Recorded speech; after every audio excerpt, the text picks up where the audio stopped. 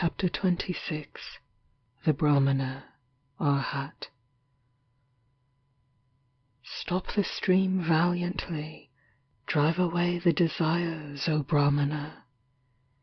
When you have understood the destruction of all that was made, you will understand that which was not made. If the Brahmana has reached the other shore in both laws, in restraint and contemplation, all bonds vanish from him who has obtained knowledge. He for whom there is neither this nor that shore, nor both, him, the fearless and unshackled, I call indeed a Brahmana. He who is thoughtful, blameless, settled, dutiful, without passions, and who has attained the highest end, him I call indeed a Brahmana. The sun is bright by day, the moon shines by night, the warrior is bright in his armor, the Brahmana is bright in his meditation, but Buddha, the awakened, is bright with splendor day and night.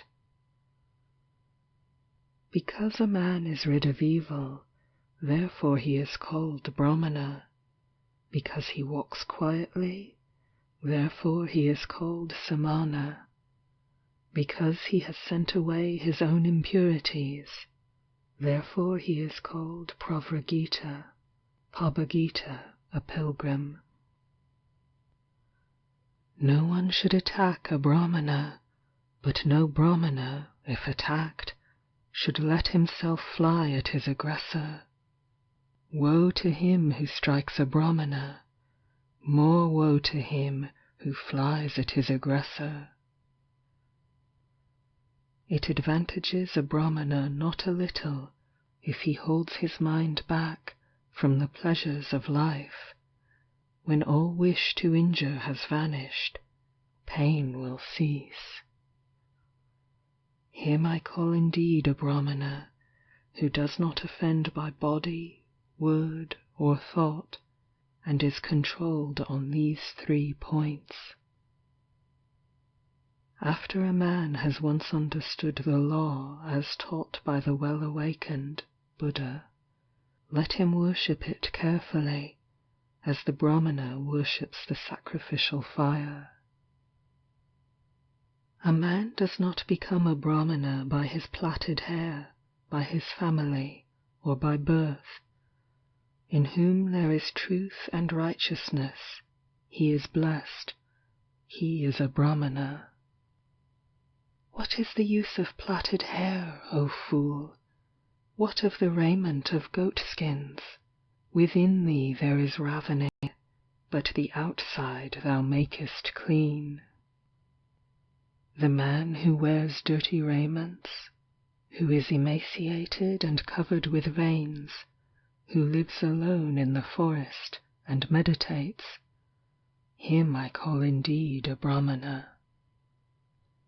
I do not call a man a Brahmana because of his origin or of his mother. He is indeed arrogant, and he is wealthy, but the poor, who is free from all attachments, him I call indeed a Brahmana.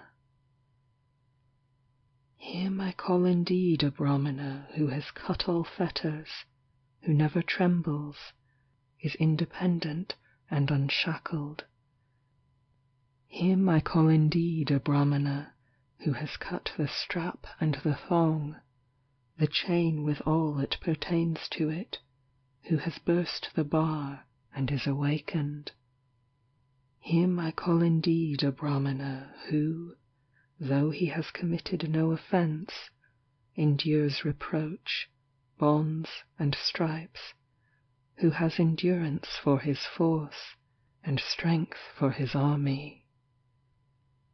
Him I call indeed a Brahmana who is free from anger, dutiful, virtuous, without appetite, who is subdued and has received his last body. Him I call indeed a Brahmana who does not cling to pleasures, like water on a lotus leaf, like a mustard seed on the point of a needle. Him I call indeed a Brahmana who, even here, knows the end of his suffering, has put down his burden and is unshackled. Him I call indeed a Brahmana whose knowledge is deep, who possesses wisdom, who knows the right way and the wrong, and has attained the highest end. Him I call indeed a Brahmana who keeps aloof, both from laymen and from mendicants, who frequents no houses, and has but few desires. Him I call indeed a Brahmana who finds no fault with other beings, whether feeble or strong, and does not kill nor cause slaughter. Him I call indeed a Brahmana who is tolerant with the intolerant, mild with fault-finders, and free from passion among the passionate. Him I call indeed a Brahmana from whom anger and hatred, pride and envy have dropped like a mustard seed from the point of a needle.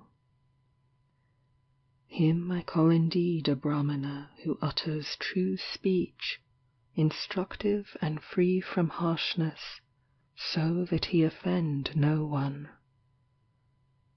Him I call indeed a Brahmana who takes nothing in the world that is not given him, be it long or short, small or large, good or bad.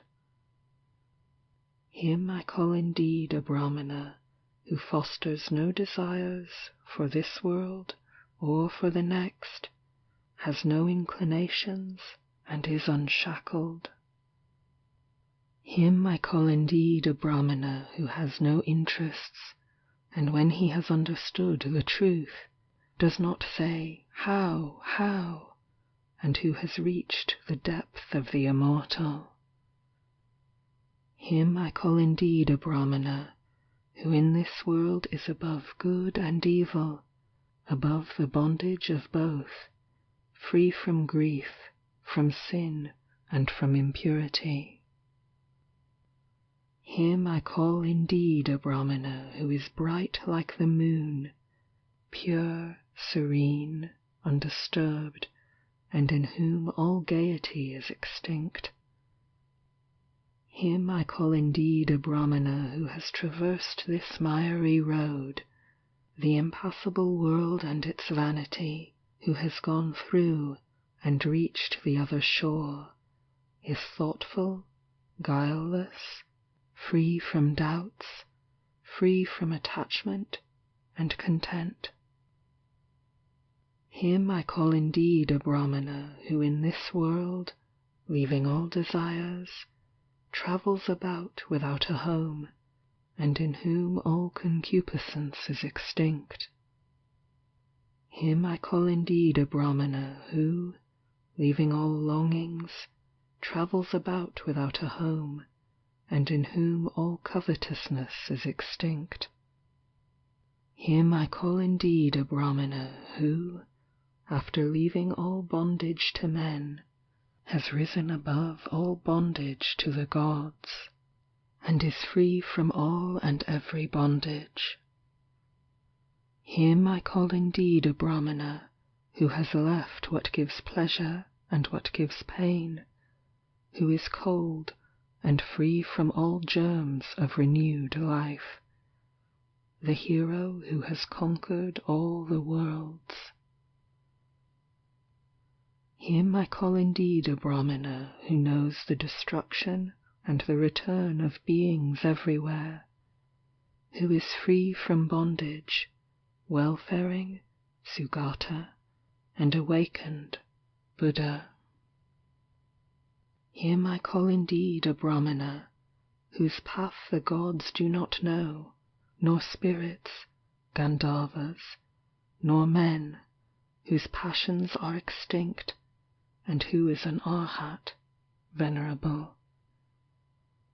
Him I call indeed a Brahmana, who calls nothing his own, whether it be before, behind, or between, who is poor, and free from the love of the world. Him I call indeed a Brahmana, the manly, the noble, the hero, the great sage, the conqueror, the impassible, the accomplished, the awakened.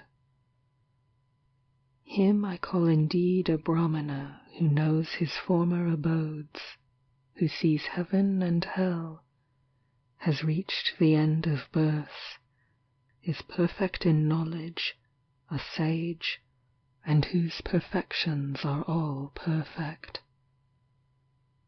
End of chapter 26. And end of the Dhammapada.